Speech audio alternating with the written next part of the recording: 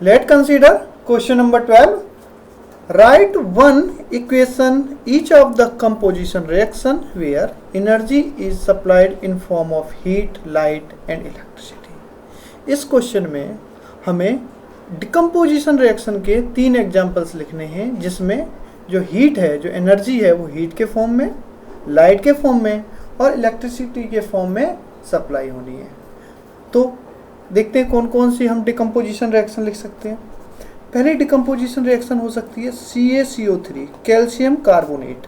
जो आपका संगमरमर होता है घरों में वो कैल्शियम कार्बोनेट होता है जो कि सॉलिड होता है। अगर हम इस कैल्शियम कार्बोनेट को गर्म कर देते हैं, इसे हीट दे देते हैं तो ये CaO और CO2 में कन्वर्ट हो जाता है।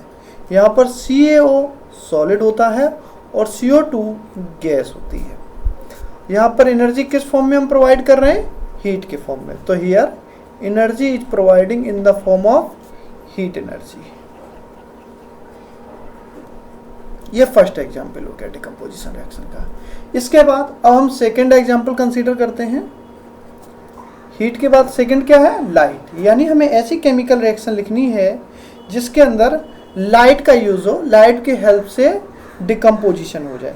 तो इसमें आपकी बुक में एक एग्जाम्पल और भी है, सिल्वर आयोडाइड का है या फिर आप सिल्वर क्लोराइड का एग्जाम्पल लिख सकते हैं।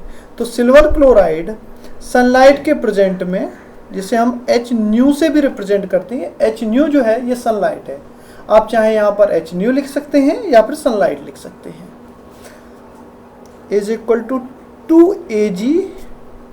Ag यहाँ पे जो प्रोड्यूस होता है वो मेटल, इसलिए सॉलिड लिखा जाएगा। और Ag के अलावा क्लोरीन गैस प्रोड्यूस होती है तो Cl2 लिखेंगे। ये रिएक्शन में ऑलरेडी बैलेंस्ड लिख रहा हूँ। और क्लोरीन एक गैस होती है तो G लिखेंगे। यहाँ पे एनर्जी किस फॉर्म में प्रोवाइड की गई है? लाइट एनर्जी के फॉर्म में प्रोवाइड की गई है।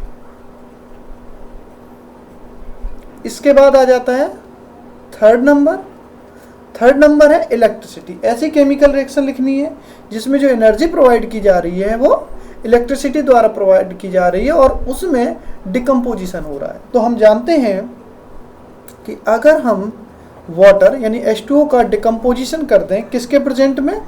इलेक्ट्रिसिटी के प्रेजेंट में। इलेक्ट्रिसिटी, इस रिएक्शन को बच्चों हम इलेक्ट्रोलिसिस बोलते हैं। जब हम किसी भी सब्सटेंस में, किसी भी लिक्विड में हम इलेक्ट्रिसिटी प्रोवाइड करते हैं और प्रोडक्ट जनरेट करते हैं, वहाँ इलेक्ट्रोलिसिस होती है। तो इलेक्ट्रोलिसिस करेंगे। ये रिएक्शन में ऑलरेडी बैलेंस लिख रहा हूँ। तो प्रोडक्शन में 2H2 बनेगा और O2 बनेगा। H2 यहाँ पर गैस होती है और ऑक्सीजन भी एक गैस है तो यहाँ G लिखेंगे। तो यहाँ पे एनर्जी किस फॉर्म में प्रोवाइड की गई है? इलेक्ट्रिसिटी के फॉर्म में। तो इस तरीके से आप 3 एग्जाम्पल्स मैंने यहाँ पे लिखे हैं, तीनों ही डिकम्पोजिशन रिएक्शन है। ध्यान से देखिए, क्वेश्चन हमसे कह रहा था डिकम्पोजिशन रिएक्शन में लिखने के लिए। यहाँ से देखिए डिकम्पोजिशन रिएक्शन है।